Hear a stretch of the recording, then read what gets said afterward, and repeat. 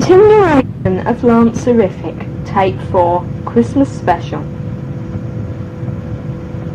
Where are we going, Soapy? I can't go. I can't. I've got to stay. I'm not leaving.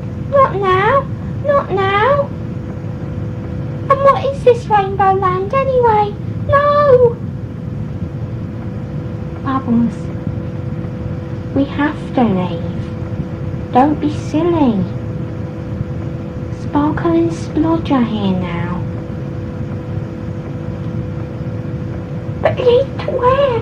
Where is Rainbow Land?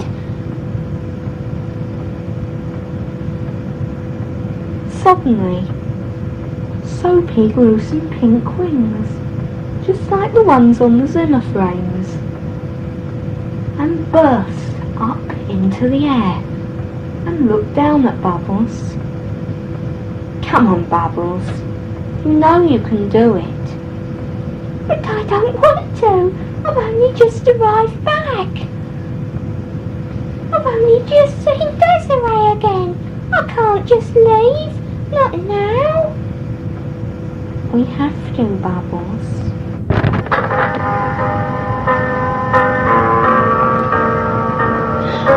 Off you go into the great unknown. At least you're not on your own. Make the break. Break quickly, for heaven's sake.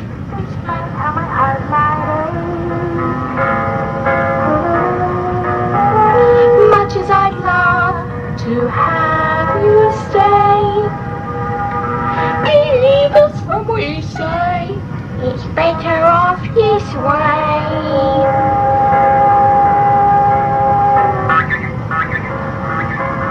Bye, Bubbles.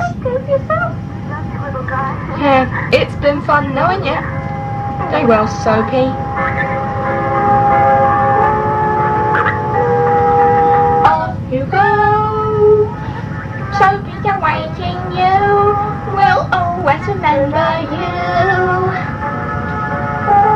So off with you. Off you go.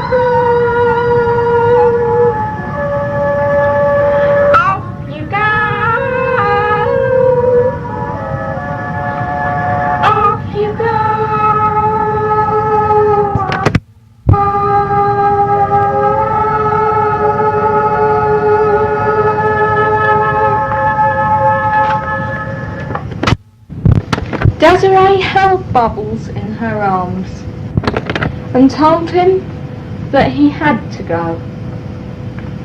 She would like him to stay, but she knew that now Soapy had gone, he must go too. But he would not be persuaded.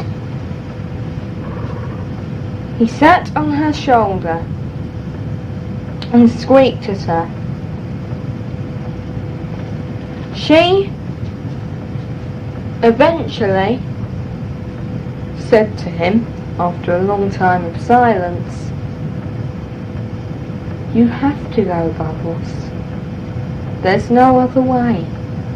I'm sure that Rainbow Land's a lovely place."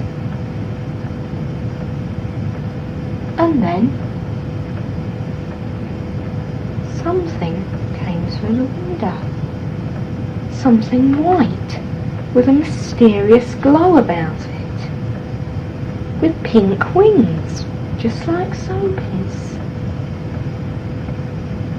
And then another one followed. "Come on, Bubbles," said the voice that came from this white, mysterious, glowing thing.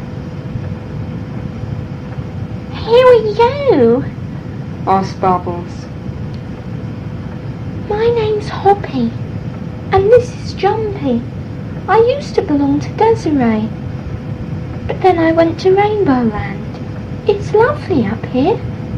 You should come. Come on, Bubbles. If it wasn't for me going to Rainbow Land, then you would have never been lucky enough to live at the pony rescue home. I was the last pet. Well, Bubbles, I'll tell you what. Rainbow Land's a lovely place. It's full of lots and lots of carrots and broccoli, tomatoes. They all grow there, and they're all growing in the ground where you can reach them. And there's lots of other things that are really lovely to eat that no one's ever heard of on Earth.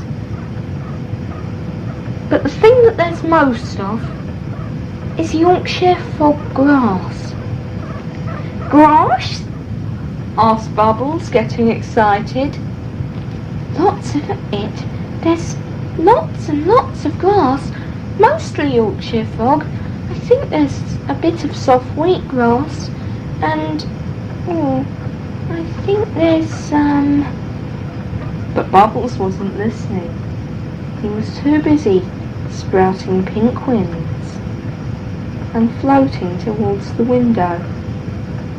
He looked back once and said, "Goodbye, everybody." "Goodbye, Bubbles," replied Desiree. "Goodbye."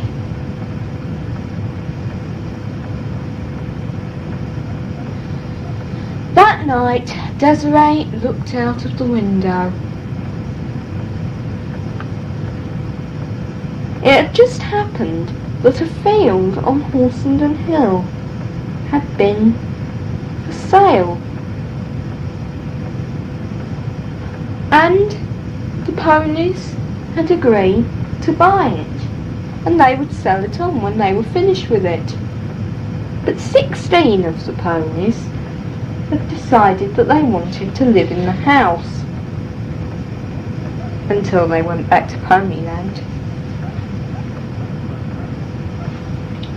These ponies were the Ponytails ponies: Posy, Buttons, Truly, Lofty, Sweet Stuff and Galaxy.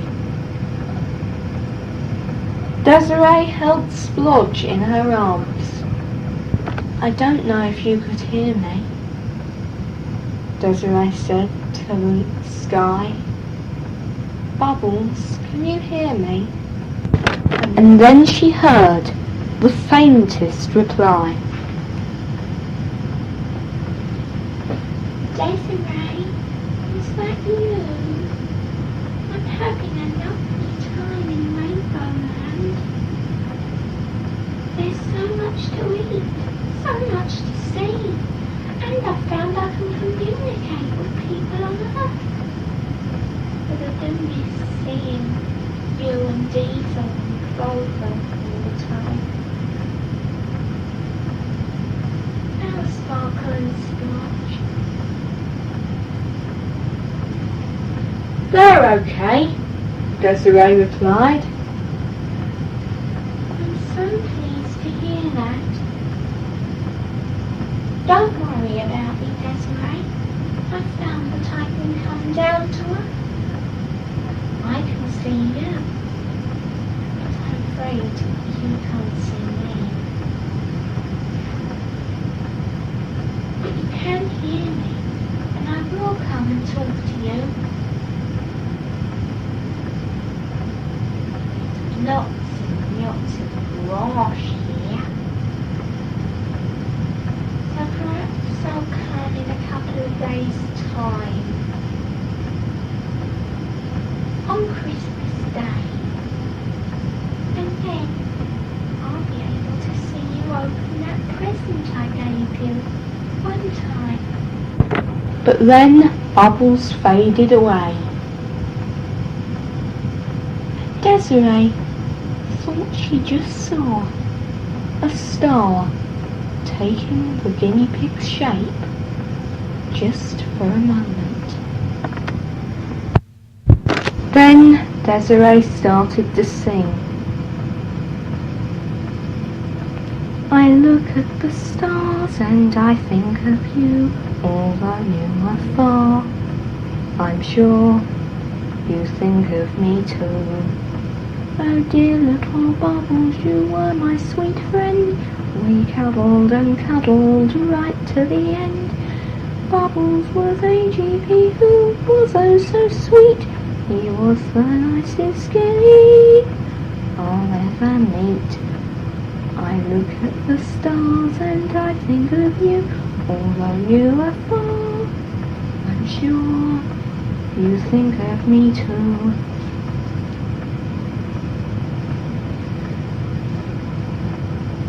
The older family hadn't got their decorations up yet, but with a lot of help from the ponies, they managed to clear up, which was the reason that they hadn't got the decorations up,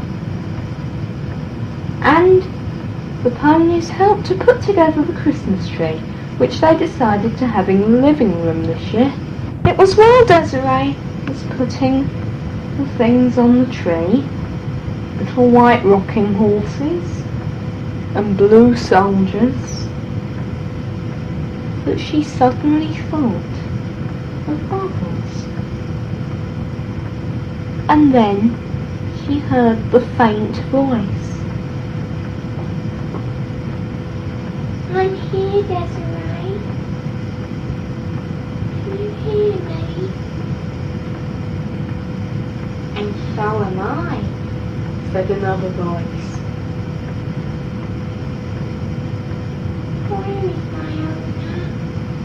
Answer me, Desiree. Where is my owner? Where is he? Where is she? I can see her. Desiree realised it was coming from the other side of the Christmas tree. I'm here, said Desiree, and your owner Soapy is down the other end of the room. She heard a whistling noise, as though something small was whizzing through the air, and then she heard it stop somewhere over where Lancer was. And she heard the very faint voice.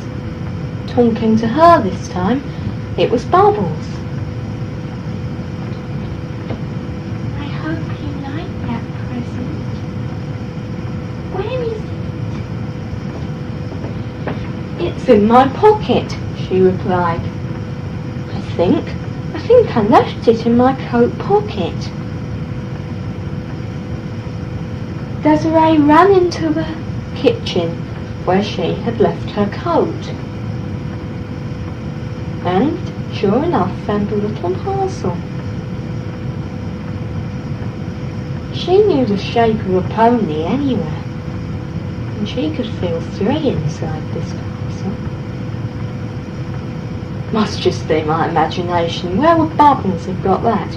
There's probably a few lettuce stumps, she thought to herself, or some old grass that he thinks I'll want. She ran back and put it under the tree. She saw Daddy putting up stars, and then he dropped one.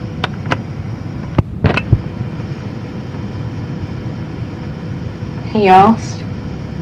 Desiree went and picked it up for him. She passed him the gold stars, and he put them up on the ceiling. She went over and spoke. Well, I can't tell you who she spoke to, because that pony appears later in the series, and I can't say her name until her takes. Whoever, she said, will you help me put one of those little rocking horses up at the top of the tree at the back, because I can't get round there, but you can fly. This Pegasus, as I'm sure you guessed, was actually the one who was supposed to have given Desiree Champion, but Champion had ended up with his owner. So whoever had to give Champion's twin brother, to Wind Whistle, the girl who owned Champion's favourite pony.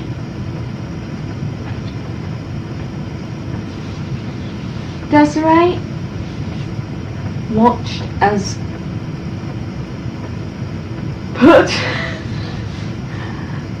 the rocking horse at the top of the tree.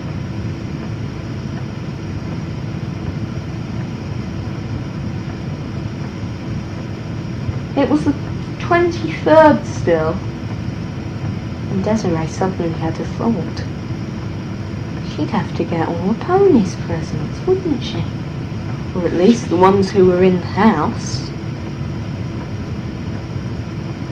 So, on Christmas Eve, they began to race round the shops, looking for the perfect presents for everybody, because they'd been in such a mess that they hadn't got presents for anybody. But Desiree just didn't know what to get the ponies. So, she had to leave it.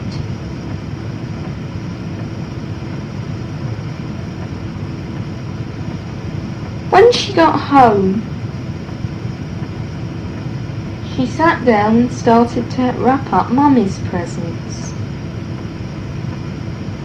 That Christmas was very special. The ponies did their performance. The only thing missing was Bubbles. Desiree had bought him all his presents before he'd floated off to Rainbow Land, and she had to give those presents to Sparkle and Splodge, which was very nice for Sparkle and Splodge. But what about poor old Bubbles? She'd actually bought him a present just a few days before he'd gone to Rainbow Land, and she'd actually thought about giving it to him. A toy, a guinea pig who rattled about. But she hadn't, because she hadn't wanted to spoil his Christmas surprise if he'd come back. And he did come back. But, of course, as soon as he came back, he had gone again. This time for good. Desiree was actually quite embarrassed, because she found that the ponies had somehow got presents for her mummy and daddy. And of course they had nothing to give them back. Sparkle and Splodge turned out to be very strange little guinea pigs. They seemed to know what everybody was doing, even though they weren't wearing their magic necklaces. Splodge had actually given Truly a half chewed up vegetable biscuit, because Splodge had got a present. Actually, I think it was a clean vegetable biscuit.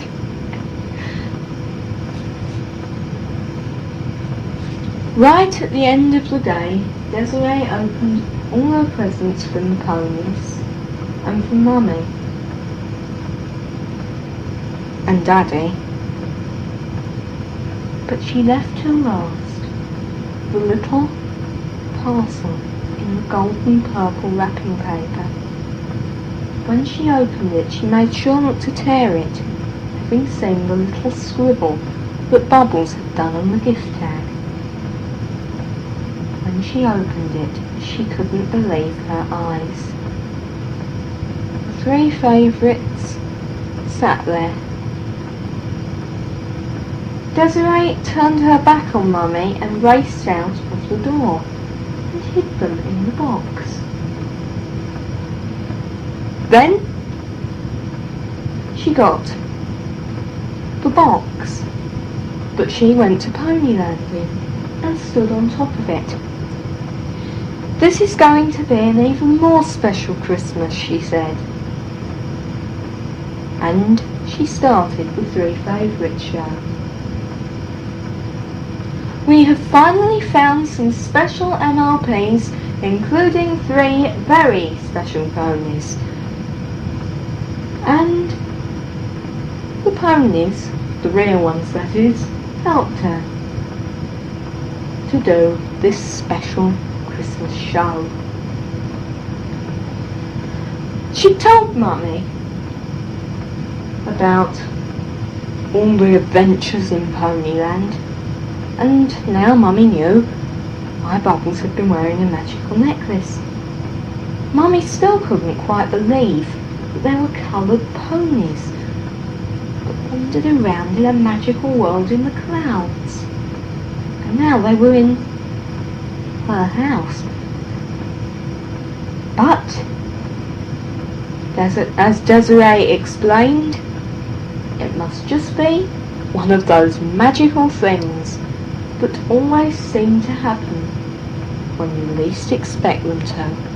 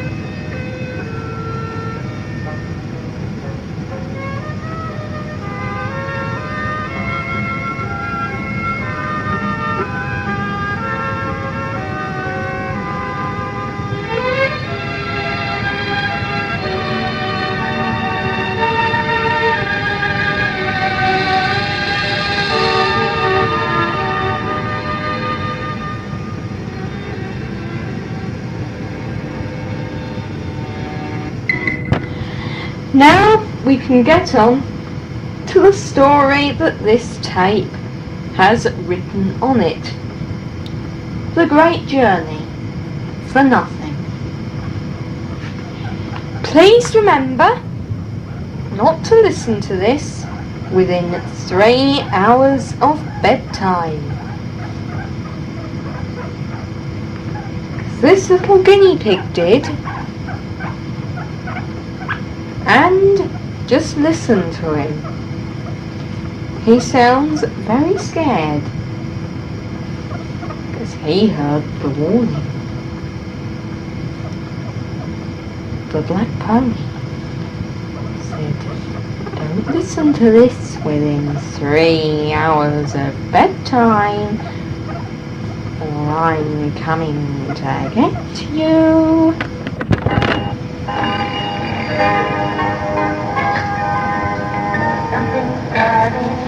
Right now, something is starting. Oh wow, my little pony, my little pony, my little ponytail. My little pony, my little pony, my little ponytail. We can't live forever with Desiree. But how do we get back to Ponyland? There seems to be no way. My little pony, my little pony, my little ponytail. My little pony, my little pony, my little ponytail. Truly, Lancelot-dee-dee, Zobel, Lucky and Splodge. Lots more characters for you, including Twinkle, Clover and Dodge. My little pony, my little pony, my little ponytail. My little pony, my little pony, my little ponytail. My little ponytail. The Great Journey for Nothing. Dieselbell, the guinea pig who lived in 43 Bilton Road, missed Bubbles very much. So did Clover the Dutch rabbit. They were sitting in their A-frame run with some other guinea pigs and rabbits. They looked at the other animals racing around. The other animals' names were Dieselella, that was Diesel's twin sister, Lucky, Clover's twin brother, Sparkle and Splodge, 2 guinea pigs, and their twin brothers, Twinkle and Dodge. The twins of Diesel, Clover, Sparkle and Splodge belonged to the My Little Ponies, who, after the black pony bombed Ponyland, were having to build some rainbow stairs back up to Ponyland so that they could see how much trouble the black pony had caused and whether they could ever live at Ponyland again.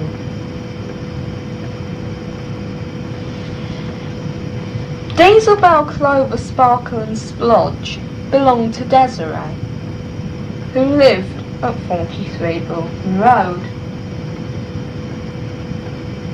Bubbles had been a guinea pig that she'd had before, but sadly he'd had to leave to Rainbow Land with his twin brother Soapy,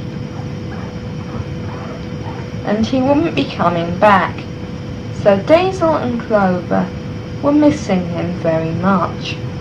Even Sparkle and Splodge, who'd only known him for a short time,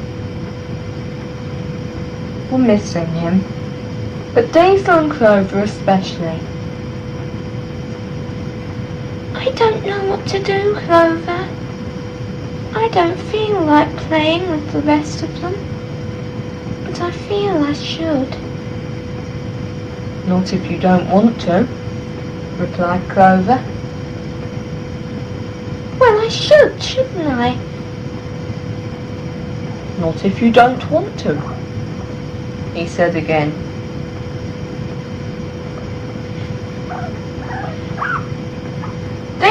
Clover could talk. And so could Sparkle and Splodge, Twinkle and Dodge, Deezerella and Clover's twin brother Lucky.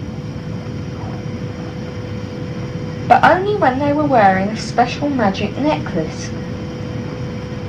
But now they had agreed that they would wear the necklaces every day that they lived, so that they could always speak to each other and to people.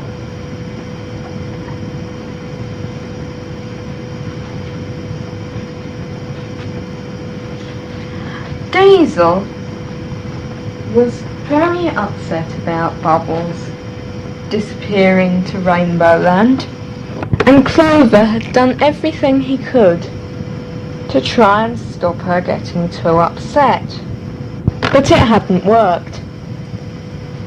Now, Diesel said to him, "What shall I do?" And Clover replied, "Diesel, I don't think..." But she wasn't listening as she started to sing a song.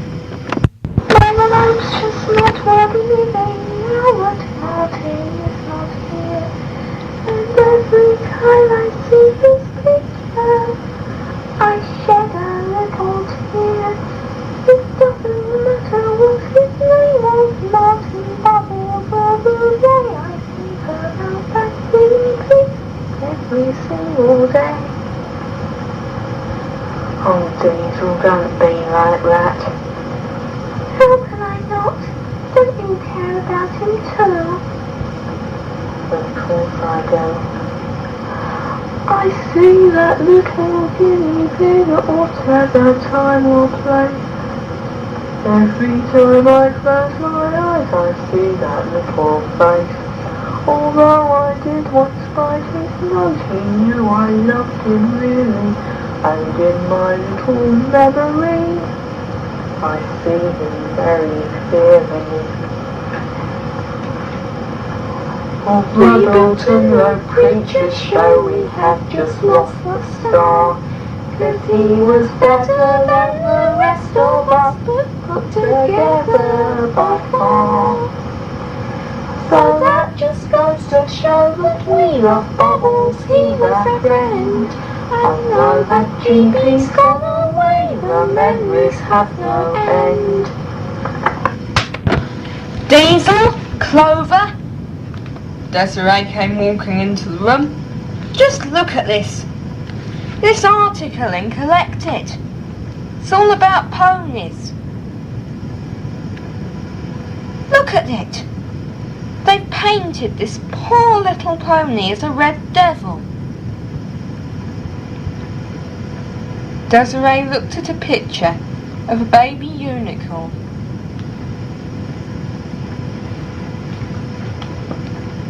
The little baby had been painted red and had had black hair threaded into its head. And it had a pair of black wings on its back. Obviously another toy had been destroyed as well. This is terrible, said Diesel, looking at it. I know, said Desiree. And there's another one here. Look. And look at the way they've written it. The jewellery baby set, which consists of sapphire, ruby and diamond. Each comes with their own ring, which is a replica of the stone of their name. And then, as a joke, can you spot the imposter? Look, anyone can spot that that's a customised one. Poor little pony. Emerald Furtherlong was customised. A silly woman by one of her friends. This customising's getting out of hand. Everybody customises them. And look at it. Anyone can see that that poor little unicorn's been painted. You can see where the brush has been going up and down its leg. What's that? Asked the blue pony coming up behind her. Oh, she's showed the pony in the Collect It magazine. And this silly woman, she customises like all the others, and they're printing it as if it's something wonderful. Although some collectors may not see the appeal of customising pieces due to the fact that this reduces the value, what about the poor ponies? Who is this? Oh, I don't know what her silly name is. Ashley Vermilio. Oh, said another pony coming up behind. A pony that I can't name because she comes into the series later. She's one of the Black Pony's helpers. Oh, there you are, Lofty, said Truly, suddenly coming into the room. Truly was the pony that the Black Pony had originally picked on, although he called her White Pony. I got some good news for y'all. Oh, hello, Desiree said. What's the good news then? Well, just this morning, I found out that the ponies who were working on the Rainbow Strong Avenue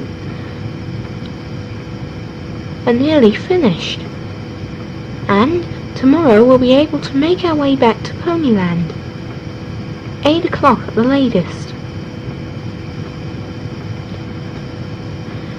Desiree was quite pleased to hear this.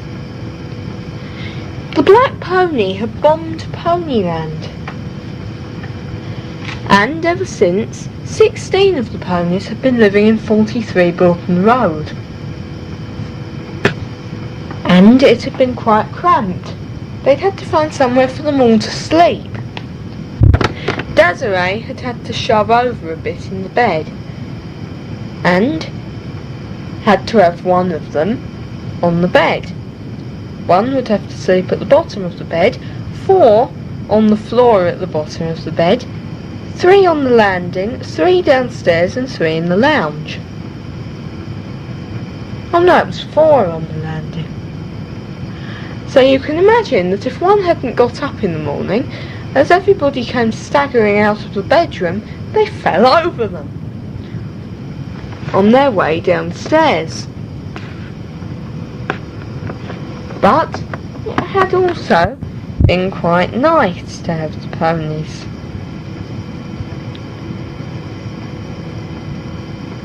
So, Desiree was happy and sad at the same time. But she said nothing. But she thought a lot about the next day.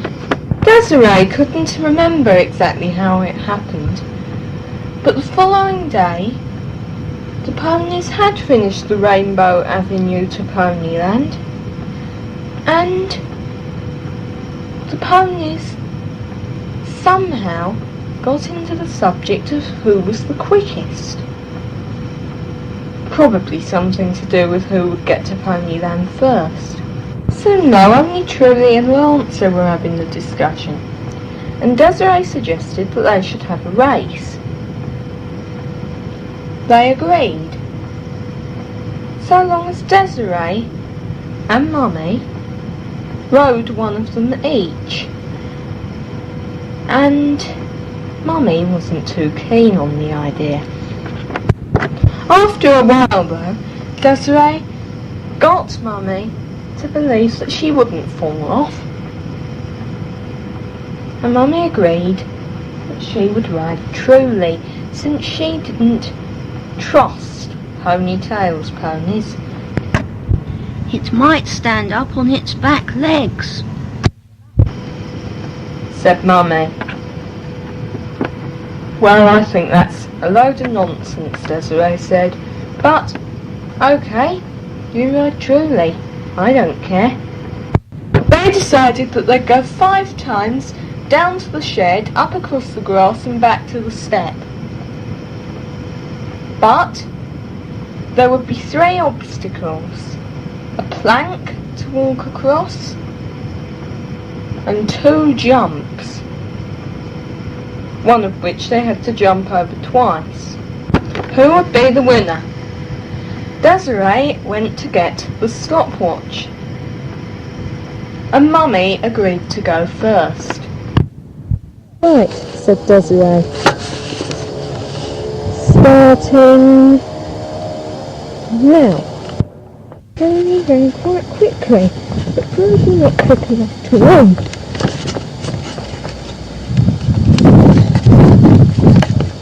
Jackie pulled onto the stopwatch, and then they found that the tank of wood had blown over.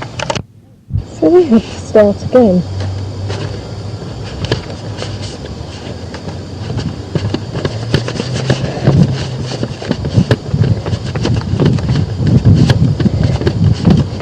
Jackie kept telling Toby not to go too fast.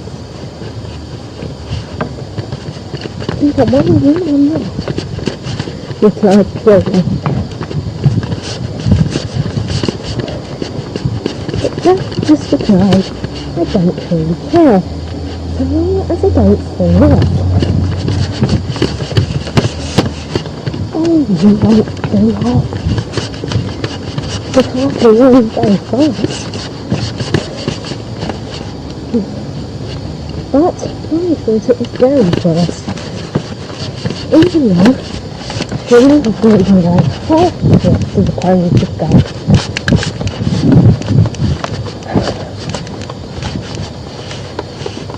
Jackie clawed for dear life every time they leapt, as if she wasn't going to still be on the pony's back.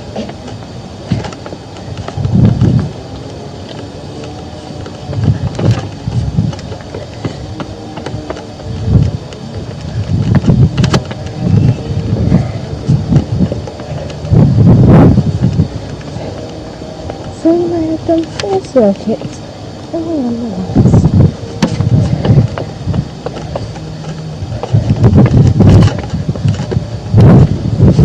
Toby jumped over the last jump, and we stopped the stopwatch.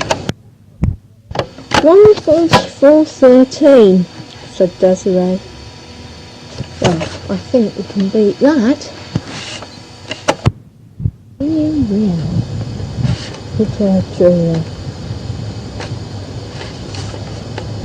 It had been very hard to go that fast, but Desiree and Rancer just kept on saying that they thought they could go much faster than 1 minute and 44 seconds. Desiree held on to the stopwatch. Right then, she said. Ready, set, go!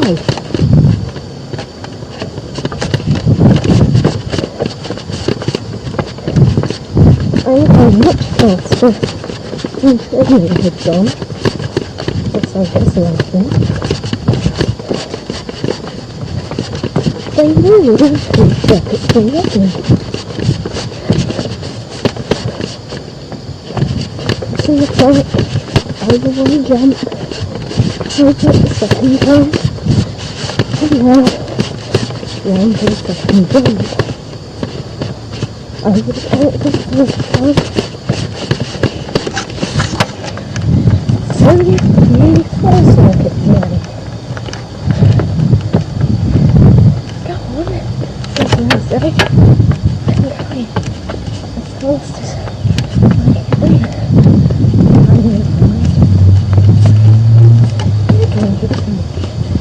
At 59 seconds, at 38. So who was the winner? Looked like it was Desiree. Together, good pony. you have enjoyed this part of the great journey, please turn the tape over to hear more of the great journey for nothing.